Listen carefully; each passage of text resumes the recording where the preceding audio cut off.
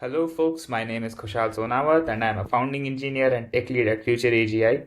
We are an AI tools company that help you make your agent more reliable and at a very fast pace. And I'm super excited about today's video. The reason being, we'll be using the entirety of the platform and not just one component to improve our agent. And by the end of this demonstration, we'll be leaving with one agent that's measurably better in terms of the evals that we'll be picking up. So without any further ado, let's get started right into the demonstration.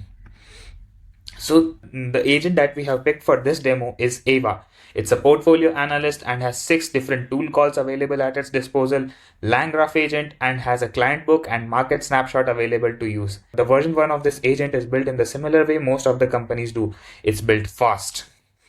Now this is the architecture diagram of Ava. As I told, it's a LangGraph agent, has 7 different tools at its disposal. It's connected to a market snapshot and it's very easily pluggable to live data. It uses 2 components that are directly fetched from Future AGI, one being the gateway and second being the prompt that is stored in the prompt workbench. Along with this, we'll also be using a Future AGI SDKs for simulating this agent. Now the improvement loop that we'll be going through is this way. First, we'll be using the gateway to choose the model, what kind of model we want to use for our agent. Second is we'll be pasting our prompt in the prompt workbench. Third one would be we'll be simulating this agent pre-production so that we stress test it and understand where exactly is the agent failing. Now then we'll be using the fix my agent to understand what exactly were the errors that the agent made during its execution in the simulation. Then we'll be observing that agent in the production to catch the errors live via the error feed. That's the improvement loop that we are going to go forward. So let's jump straight into the platform to understand what exactly are we doing. I'll go to app.futureagi.com. Here I am on the platform. Now before jumping right into the demonstration, let's just take a quick look at the directory structure of Ava. I'll head to my code editor, Visual Studio Code. And this is the directory structure of Ava. It has an app which holds the main code of Ava. And inside the packs, there's one analyst.py that holds all the system prompts. Basically, we'll be fetching the prompt from Future AGI. So the system prompt is not here, but it holds all the tool calls that Ava has. Along with that, the packs folder has analystpolicy.pdf. It has the policy that the agent should adhere to, and analystdb.json. It's the static market snapshot that it has. In the agent.py, it holds the code to run this agent. And in the diagrams is basically what we have is the component diagram of Ava and the Future AGI improvement lifecycle. So the first point is agent command center, and that is exactly what we'll be going through right now. So back to the platform, I'll head over to the gateway section. In the gateway section, we see that there's this one endpoint. You can send your request to this particular endpoint, point your application to this URL, and add your favorite providers on Future AGI and generate one API key. That's it, you're done. To see the providers, we'll actually go to the providers that are added. And this is the list of providers. I've added 2 providers, OpenAI and Google, and I've selected every single model of it. To add a new one, all you have to do is click on add provider and choose whatever you want to add along with custom or self-hosted model. A detailed video for Agent CC Gateway is separately available and hence will not be covering Agent CC in detail in this video. You have to add your API key in here and choose the API format. That's it. And for generating API keys, you head over to the API keys tab and create a key by adding a name and defining the access levels. I've already generated one key and stored it carefully because it is not shown again. Now that we are done covering the Agent CC Gateway, it's time to move to the next block, prompt workbench. Ava.txt file that we saw here is the first version of the prompt. I already mentioned this before that we'll be starting with a very simple prompt, the version 1 that we can improve upon. So I'll copy this and head over to the platform. Under the prompt section, I'll click on create prompt and start from scratch. Future AGI prompt workbench helps you maintain various versions of your prompt across various models that you wanted to experiment in each version. I'll paste the prompt that we copied in the system prompt section and do a little bit of formatting for it to look the way I want it to. Yeah, and that's it, we're done. I'll rename the prompt to Ava because that's exactly what our agent is named as. And to change this version from draft to actual version, we'll have to run it, but we cannot run it without selecting a model. So I'll be selecting a model for it to run, say GPT-4o mini, and I'll run it. Oh, user content is also required. I'll type hi and I run this. Yeah, the response is streamed and it says, hello, how can I assist you today with your portfolio? You can also add tool calls if you want. That's completely up to you. If I expand this and click on history, I see that my first version is saved. Now I'll add a tag named as production and save this. So for now, this is what my production prompt is. I'll be using this to test what particular model will be best fit for me via gateway. Let's jump back to code. The gateway bake-off file that I have here will send around 10 prompts across a list of 3 models that I had selected and configured in the .env file of mine. So .env.example basically has the list of all the necessary variables that you want to add. So I've configured a variable called as bake-off models,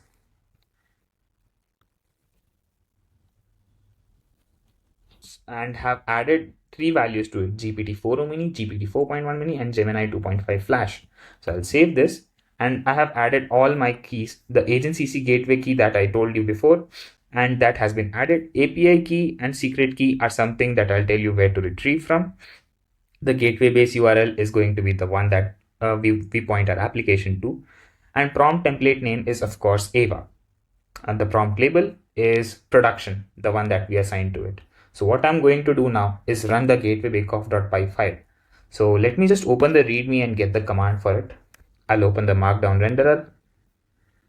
Yeah, let's see where exactly is the step to run the gateway bakeoff file here.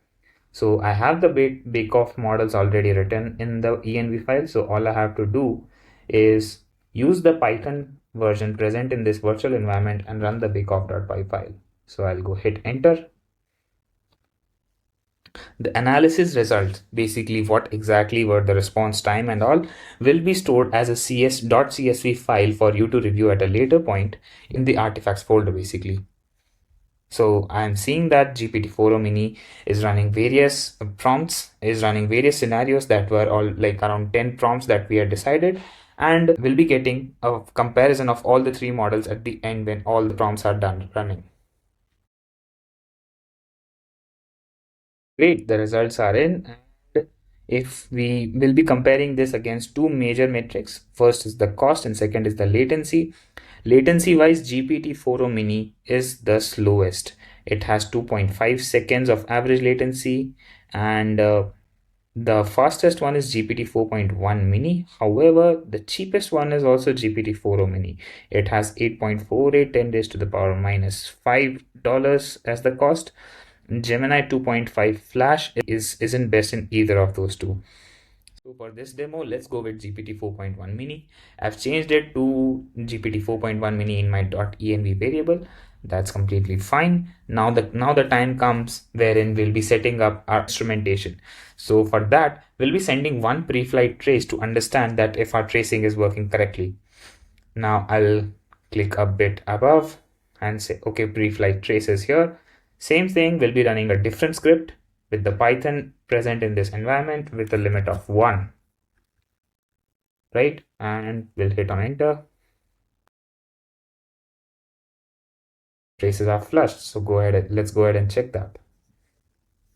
In the tracing section, yeah, the Ava production project has been created and the first trace flew less than a minute ago. Let's go ahead and check that. Our first 2 traces, let's see them. I have a beautiful tree structure present here. The tool calls and LLM spans are present here. And let's do one more thing while we are at it. Let's go to the settings tab and increase the sampling rate to 100%. So this sampling rate is basically used by error feed to identify the issues that our agent is facing right now. We'll be coming back to it in the later part of the video, but that's totally fine. Now that tracing is done, it's time for us to bring our agent information to the platform and start with the generation of scenarios and simulation, basically stress testing the first version of our agent. But before that, there is also one more step we need to complete, and that is the selection of evals that we are going to do. So I'll head to the evals tab. And here is the exhaustive list of all the evals that you want to see. If you want to see what exactly one particular eval does, you can either click on any of those evals and go to its definition, or you can check out the Future AGI documentation at docs.futureagi.com and head to the evaluation section. And under the reference section, there's going to be the built-in eval section, wherein the evals are segregated based on the use case that you want to use. For now, I already have the set of evals that I am going to use, and will be using them first in the simulation part of it. One more thing that I would like to do is bring in a custom eval that will check if my agent is adhering to the policies that I have created or not. So for that, I'll also need to bring in the agent policies that I want the agent to adhere to. And the way to do that is by creating a knowledge base.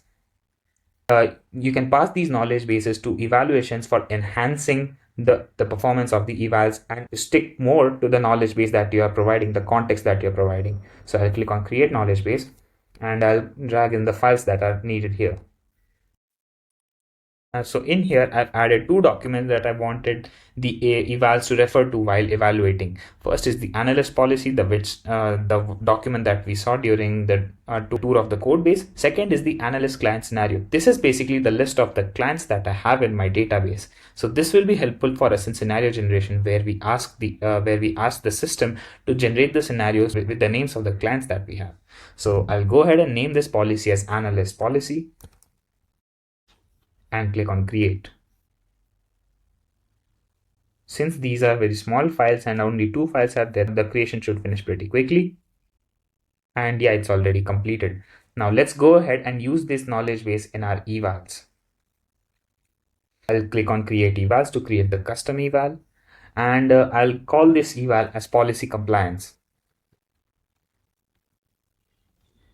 Note that space and special characters are not allowed in here.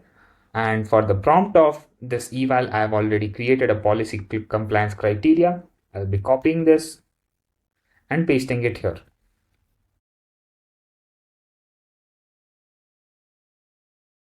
What you're seeing at the bottom is a variable. This is exactly how you'll be using this eval to point to your data. You'll be mapping whatever you want to pass to this eval as a conversation input. Now with that being done, all you have to do is click on create evaluation. Say evaluation, and our evaluation is created successfully.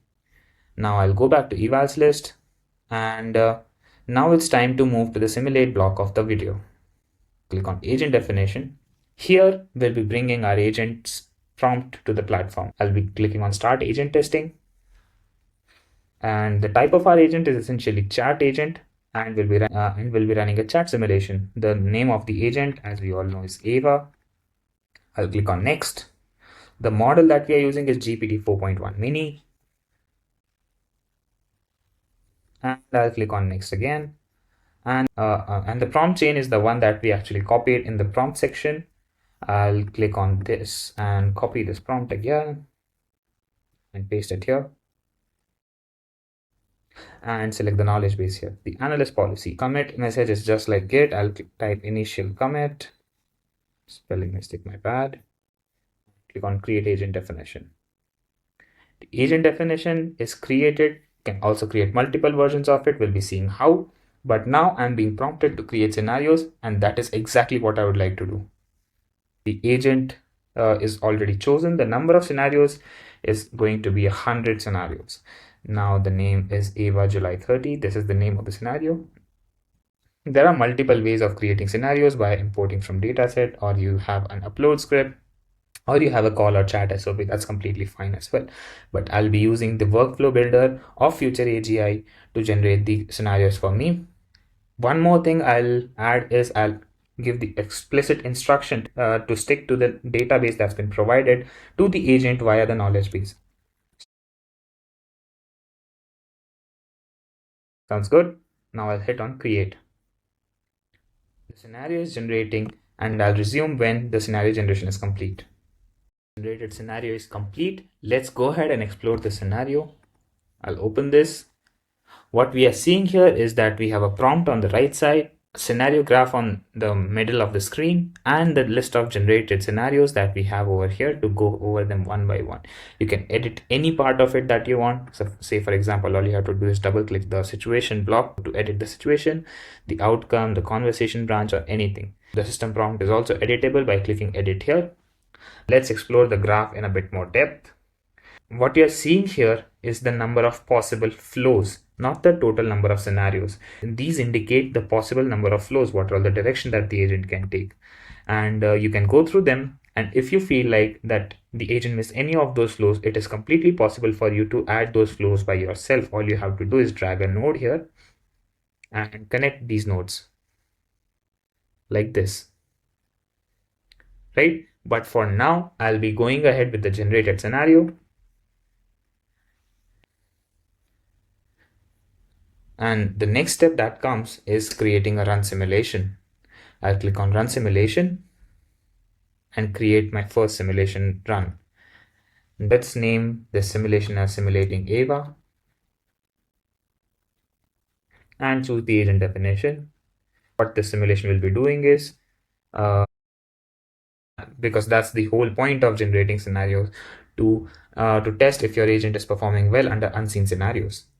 Click on next, and the graph-based scenario, we'll select this and click on next again. Here, we definitely want to enable tool call evaluation. This is basically the most important step of creating a run test, choosing the evaluations that we want.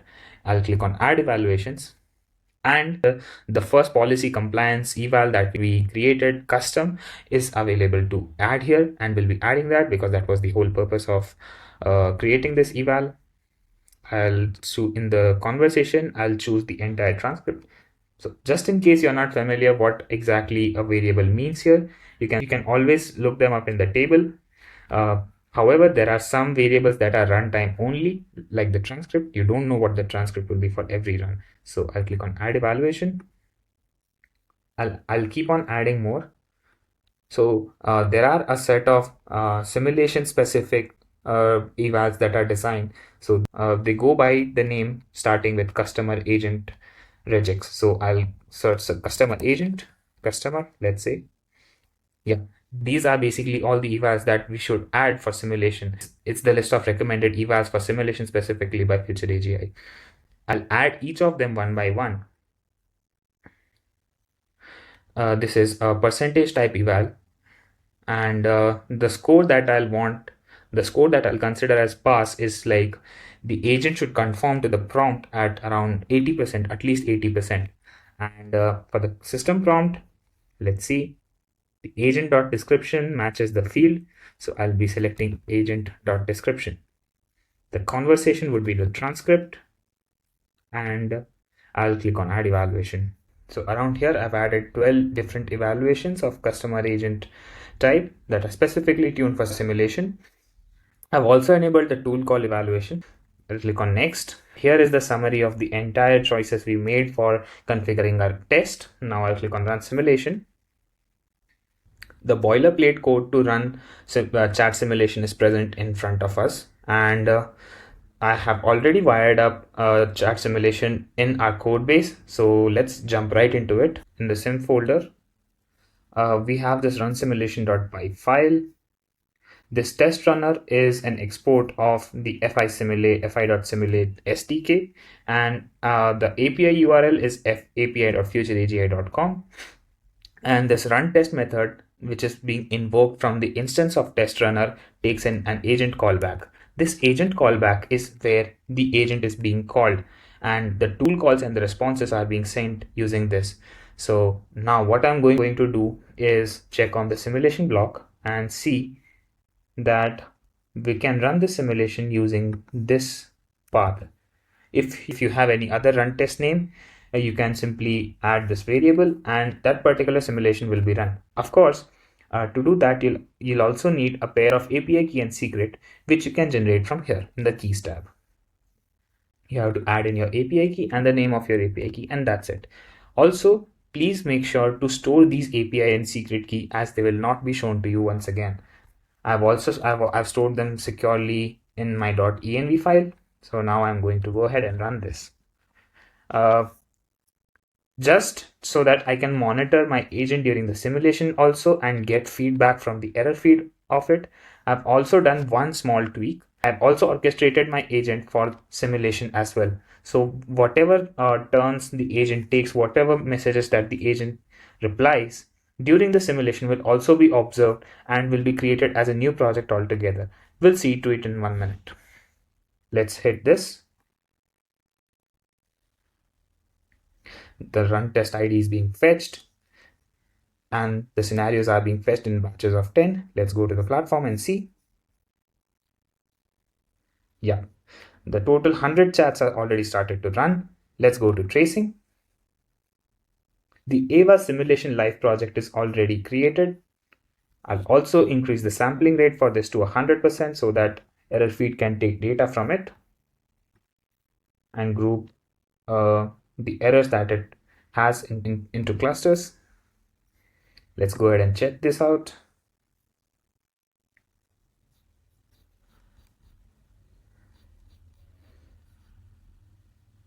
I'm seeing that 4 ongoing chats are available here. 5th one is also ongoing. Let's wait and see until some of the chats finish.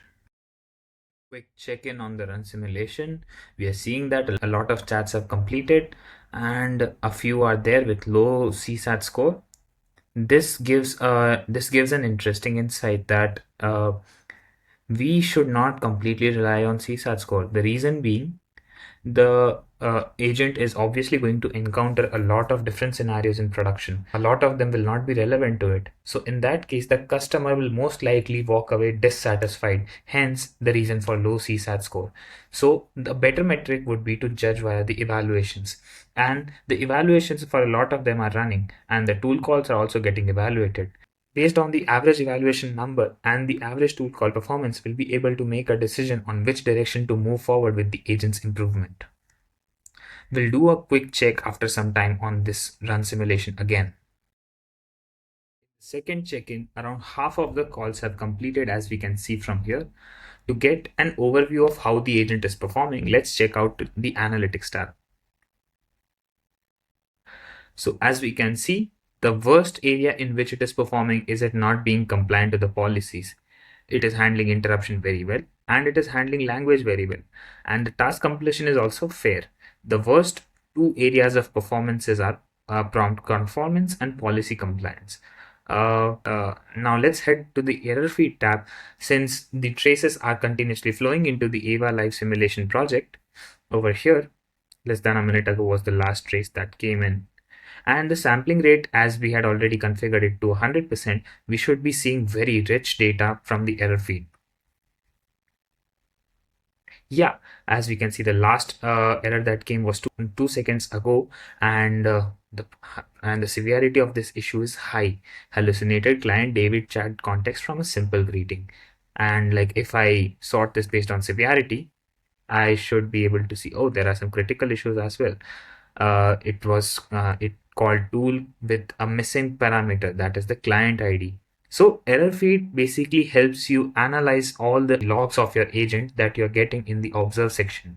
And that particular logs are analyzed and formed into clusters of errors and the relevant traces are mapped to it. So for example, if I were to go and see this get quote tool return unknown ticket error cluster, we saw on the previous screen that there are 19 events of this and the 20 traces, and all those 20 traces you can see them from here,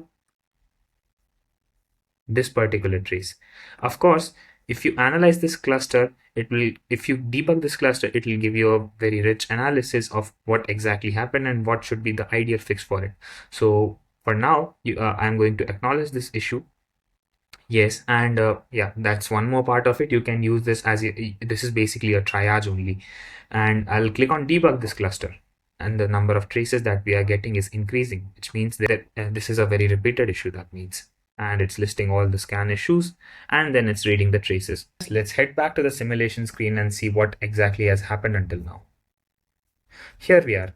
Now around 59 of the calls are completed. And let's go ahead and check out how the tool calls are performing. As we can see, all the get code tool call has been called at around 6 times. and the evaluation is still growing, potentially 6 times, and the evaluation is still going on. uh, and as we can see, a lot of unnecessary and redundant tool calls are also being made. Also, one thing that I'm seeing, that there is no get policy tool call that this agent is making. So that could probably be the reason that why it's performing so badly in the policy compliance eval. We'll wait for it and see how the entire run turns out. The average CSAT score for this run is 7.75. uh, I expect it to go a bit lower, as in when we improve the prompt, because our ideal customer profile that this agent should be answering to correctly would be a lot less than the ones that we have in our scenarios. And that is the correct behavior, because this analyst agent is not supposed to answer to all of the questions, because it's specifically designed to answer financial analysis related queries only. So let's wait for some more time until the simulation run is completed. Here we are now. All the 100 chats have been completed, and the average policy compliance eval is performing the worst at the score of average of 48%. The best one is, of course, the agent language handling and the agent interruption handling. And let's see a few more. Let's analyze this a bit more. We'll call out the calls with low overall score. Let's say if it's less than 8, we'll call out those.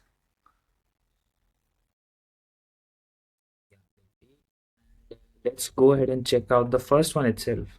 We'll check out, this is the transcript of the entire conversation, but I'll go ahead to the scenario section to get an overview of what happened in here. Alistair is at his university library, and he needs academic resources and not portfolios. And let's see if the agent correctly behaved in this case.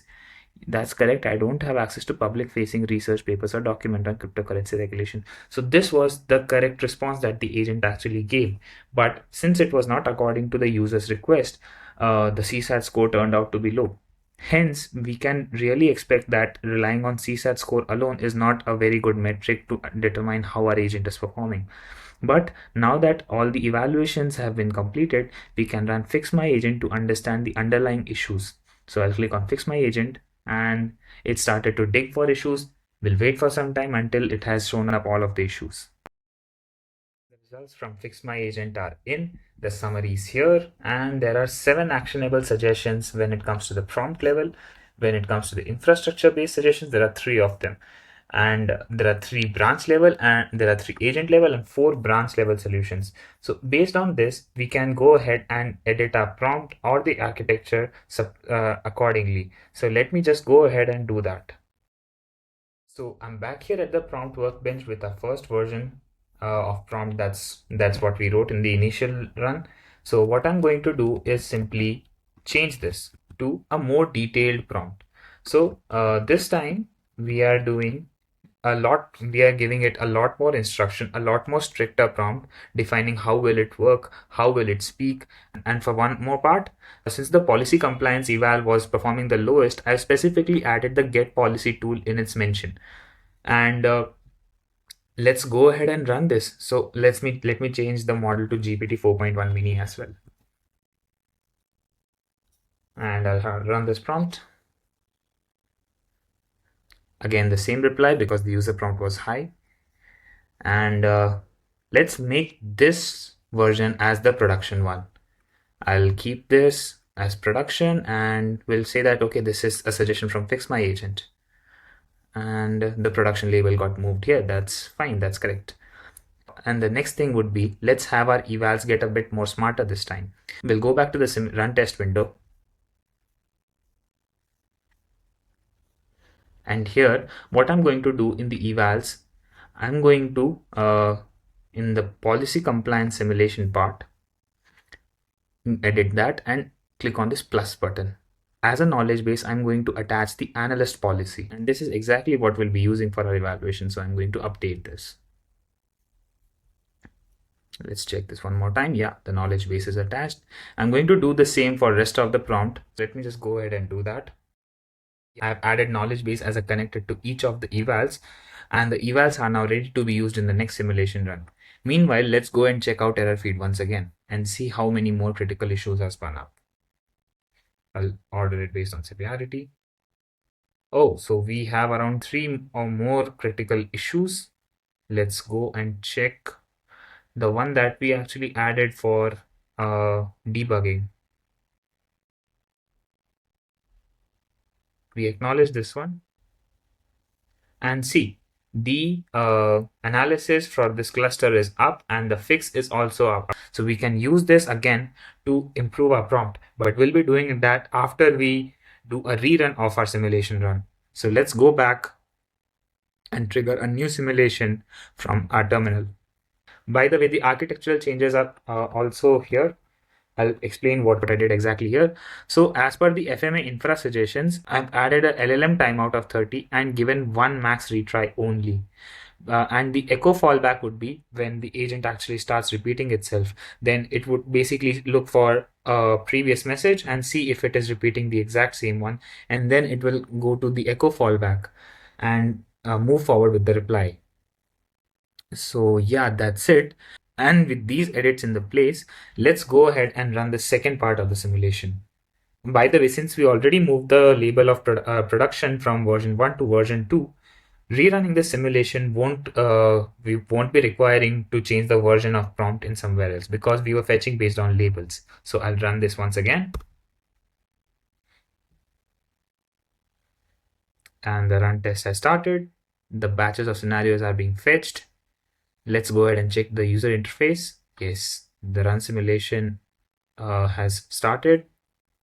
Let's wait and we'll be doing one more check-in at this test, at this run, after around, let's say, 25 of the calls have completed. A quick check, around 43 of the calls have completed, and we are looking at one failed call. Let's open this up and see what actually happened. So here, the last reply is from the customer, as we can see here. We gave their name for lookup of their portfolio, and the assistant failed to reply. Hence, this particular chat failed. Let's see a bit more. And the CSAT score is almost the same as that of previous one. The average policy compliance has shot up to 50%, but we'll still have to wait until the end of this simulation run so that we can understand a bit more. Let's check out this low CSAT score one. The user is asking for Reliance and TCS shareholdings, but the agent says that it cannot find them. Like, that's a fair response because the market snapshot contains data for the NASDAQ and not from National Stock Exchange. So the low CSAT score is justified, and so is agent's response. Let's see how the tool calls are coming up. The performance tool call is happening a lot more times, which means there is a lot of unnecessary or redundant calls. The get policy call number is happening much more frequently than that in the previous run. Okay, so now we'll wait and watch for some more time until the run is completed, and we'll check back on it once again. So the run is complete and around 91 of the calls completed out of a total of 100, giving 91% completion. The 9 calls failed. And at first we thought that, okay, this was because the agent failed to respond. Upon closer look, I realized that it is because of the 30 seconds timeout that we added. It was basically fix my agent's suggestion in coupling with we should add streaming, because a complete response takes some time for the LLM to send. Hence, a streaming response would be a better one. But since we'll not be implementing streaming response in this case, that suggestion we will be dropping. For this run, let's check out the error feed, how many critical issues have increased.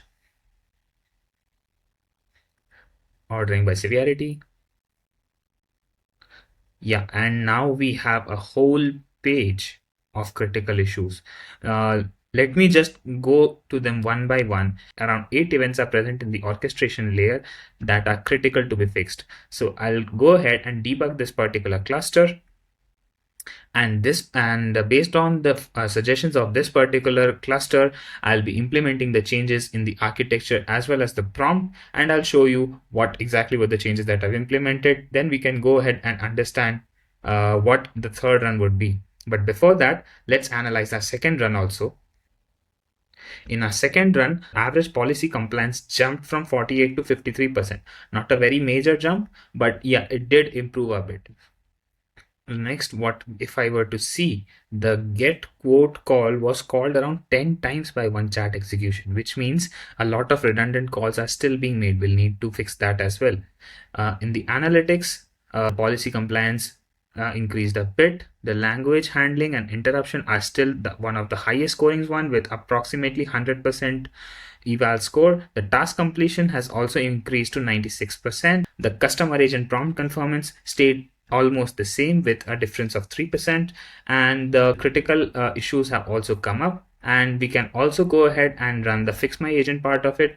But what I would like to do for the version 3 of the prompt is have the data picked up from error feed. So let's jump to the error feed, and I have already ordered them in decreasing order of severity around. Now we have a whole page of critical issues. I'll check this cluster. Let me debug this cluster as well. The sub-agents are spinning up and investigation is happening. I'll update the prompt and the architecture as suggested by the error feed, and then we'll go ahead with the third run of the simulation. So let's go ahead and do that. Well, I'm done with editing of the prompt, and there were a lot of suggestions.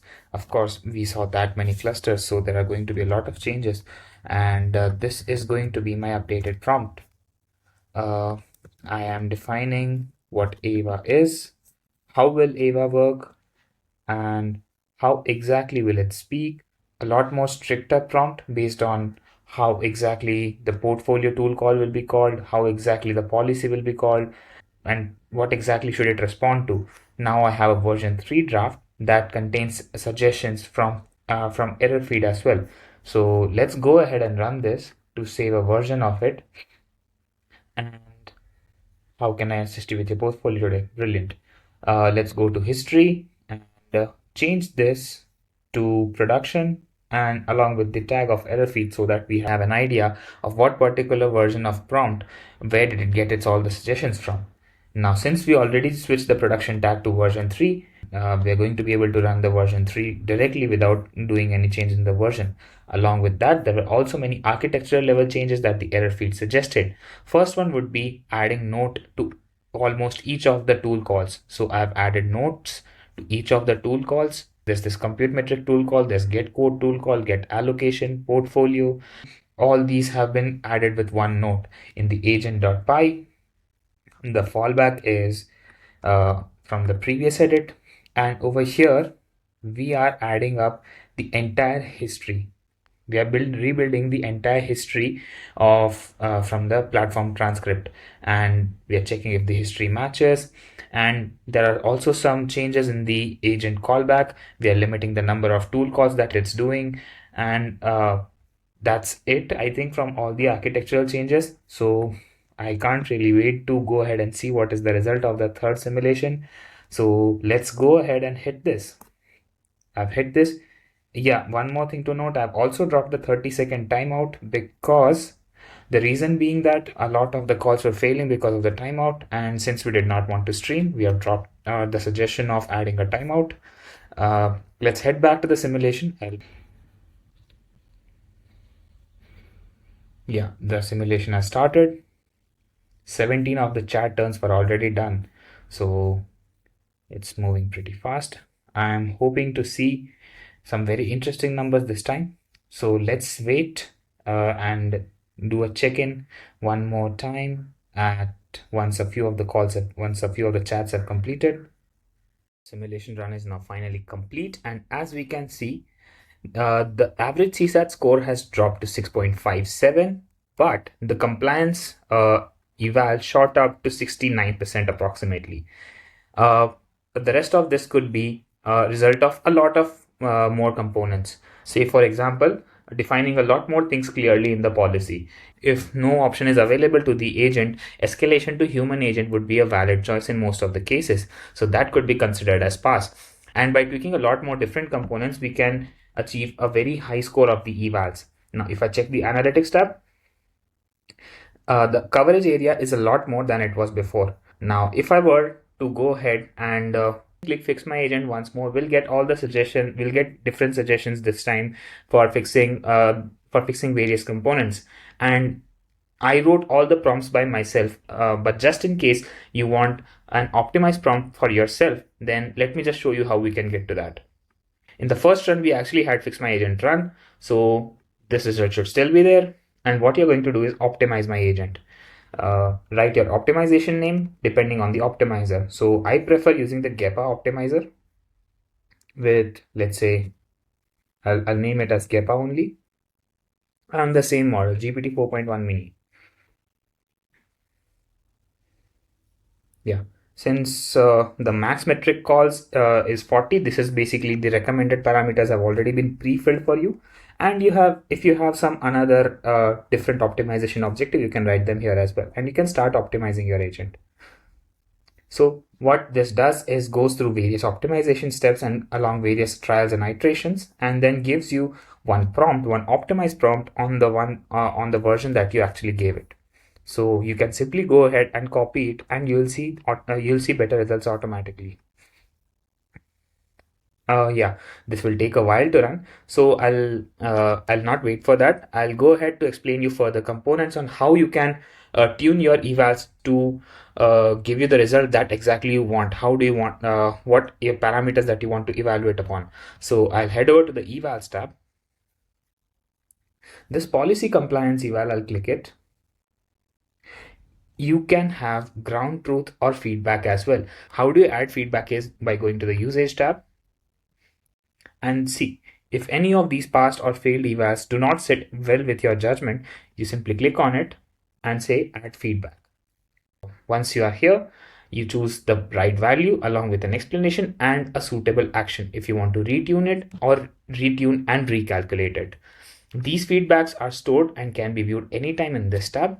If you want to add a particular ground truth, you can add it here via a dataset or a file upload, and you can map which particular column is actually holding the ground truth. Now moving back to the tracing tab, the last trace that came was about an hour ago. So what you could be doing here is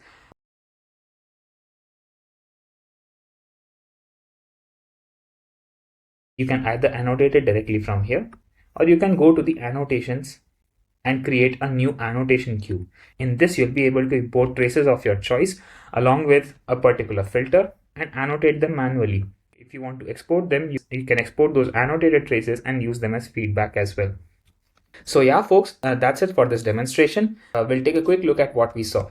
So what you just saw was defects being caught live, and in the simulation, the evals improving by a substantial number, compliance was being forced, tool math was being fixed, and error feed actually caught real errors along with the methods to make your evals even more sharper. You can definitely leverage all of these to improve your entire agent development lifecycle.